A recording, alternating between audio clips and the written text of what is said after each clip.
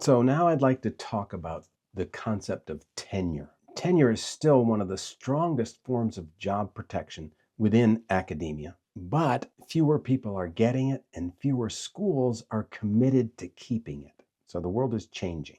In this video, I'll walk you through the 5 things you should know about tenure before you decide to pursue it. I'm Dr. Steve Tippins. I've spent 35 years in academia. I've earned tenure twice and helped hundreds of PhDs build stable and fulfilling careers, both inside and outside of academia. So, what are the 5 things you should know about tenure? Well, first, let's talk about what tenure actually is and what it is not. Tenure was created to protect academic freedom, not job comfort. Historically, faculty could be fired for unpopular ideas or perhaps going against the wishes of donors. Tenure protects speech and inquiry, not laziness and not misconduct. Here are some misconceptions: that tenure equals guaranteed lifetime employment. It doesn't. Tenure can't be revoked. It can. For example, serious misconduct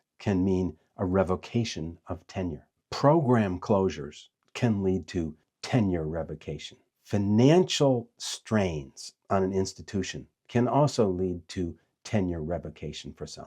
If you think that tenure basically means you never have to worry again, you're limiting your career. You really need to think that tenure is a wonderful thing, but it's not something that you just retire on. Think of it this way: tenure is a protection mechanism. It's not a magic shield. Now let's talk about how the tenure system actually works. And the first thing you want to think about is the position that you're in or the position you're looking at. Is it even a tenure track position? Is tenure a possibility? Because in many positions today, tenure is not an option. This can be a dangerous mistake if you're thinking tenure is an option and planning on tenure being an option, and then it isn't. When you're ready to apply for tenure, most people put together what's called a portfolio, which presents what they have done during the time period at the institution that warrants tenure. And the categories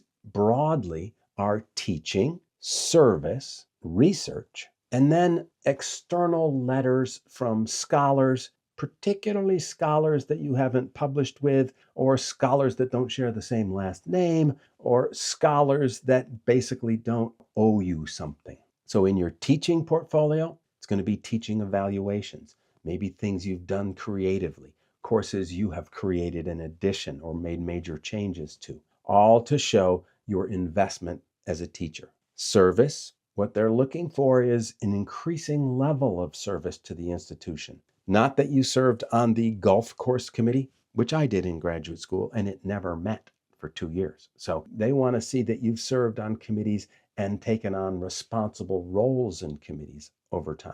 And then research. What type of publications have you gotten? What levels of journals have they been at? Increasingly, how many citations or who's citing your works all show the breadth and depth of your research that you've published. Once you have your portfolio together, now you go through the process. And typically it works something like this. There will be a departmental committee. And when you're going for tenure, all tenured faculty can vote in this departmental committee. And then you move to the college committee. Now, one of the things that can be interesting is you have to have enough people in each committee to be able to vote for you. And every school is going to have different numbers. But let's say you have 5 tenured people in your department and only 7 tenured people in your college, and you need 4 people to vote for you in your at each level.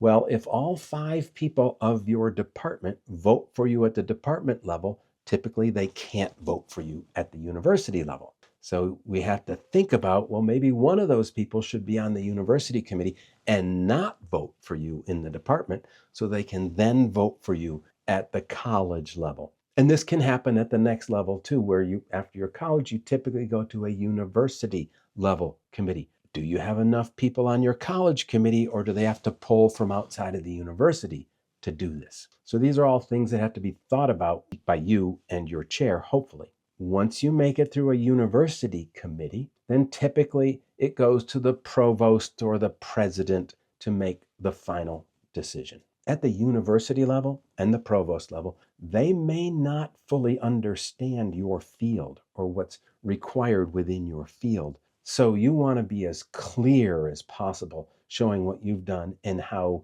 you fit within your field. Tenure is not just about doing good work, but it's also being able to navigate that multi-layered system. If you're trying to determine whether taking a tenure track position is good for your career, you don't want to rely on outdated advice. Join the free Scholar Career Network. It's where PhDs get clear, honest guidance so that they can stop guessing and start planning. So we've been through the checklist of tenure. What does it really take to get tenure?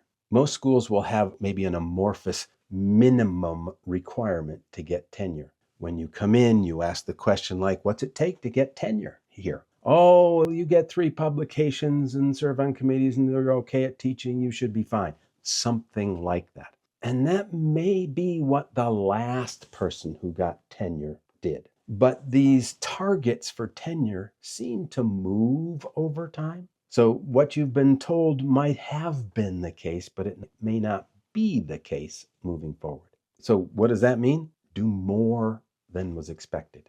Do more than what you were told. If they said 3 publications should do it for you, you might want to think about 5 or 6 as the minimum that you need in order to make the decision easy for everybody. You want to be talking about publications early with your chair and also your department to find out what they think qualifies as a publication. Most likely, they're going to say, well, you wrote a letter to the editor, that doesn't count, okay? You want something that goes through a peer-reviewed process at a journal that is quality, however they define quality. The recommendations of external reviewers, which we've talked about, are important. Your committee is going to look at that because these are the people that have been chosen to evaluate your research, external to the school with no conflicts of interest. So the concept of playing it safe versus aiming high is really a juggling game because you can say, I want, 3 top tier publications, but each one might take a year or so to develop and publish. And if you don't get that, then you may not be able to recover fast enough on the other direction to have enough publications. So it's always something to be thinking about. In addition, relationships matter. Remember, every tenured person in your department gets to vote on the decision as to whether you get tenure, as well as every tenured person in your school or college. So alienating people is not a good idea. Personal grudges can influence outcomes. You don't need to be best friends with everybody, but at least keeping things professional and neutral is in your best interest. Ultimately, at almost every school, tenure decisions are made by people, not spreadsheets. I have heard of a few schools in the past that had some sort of numbering system, but most places don't use that anymore. It's based upon committee votes. So what ultimately changes after you get tenure? Look, you still teach, you still research, and you still serve or work on committees for the institution.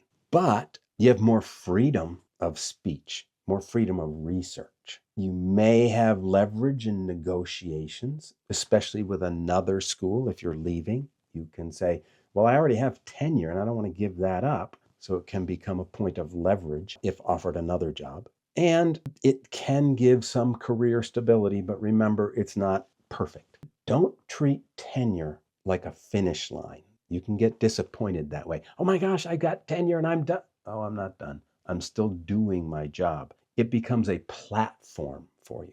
Tenure gives you options. It is not a resting place. It's a foundation for leadership. Perhaps you want to be a department chair or even a dean. For intellectual risk taking, you can now take more time to develop things. And for career pivots, if you'd like. Tenure changes your position, but really not your responsibilities.